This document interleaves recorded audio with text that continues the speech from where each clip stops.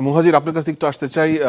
সবুজ ঢাকার আশেপাশে জেলাগুলো করেছে ভোট, তফসিল ঘোষণার আগে অনুষ্ঠানটি করেছে, পরে করেছে। আপনি সিলেটে গিয়েছিলেন, সেখানকার মানুষের মধ্যে কতটুকু উৎসাহ উদ্দীপনা দেখলেন?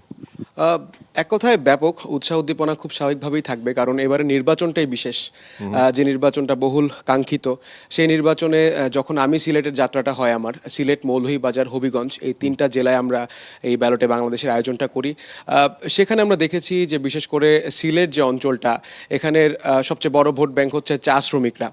এই চা শ্রমিকদের ঘিরে এক ধরনের রাজনীতি হয়ে থাকে, যেটা আমরা সবাই জানি, যে এখনও এই আমলে এসে তাদের 178 টাকা বেতন, যেটা একেবারেই অমানবিক। তো আমাদের জিজ্ঞাসা ছিল প্রার্থী যারা রয়েছেন তাদের কাছে, এবং তারা সবাই প্রতিশ্রুতি দিচ্ছেন, এবং যারা চা শ্রমিক, আমরা অনেকের সঙ্গে তাদের সঙ্গে কথা যখন বলি, তখন তারা বলছিল যে রূপটা আগের মতোই।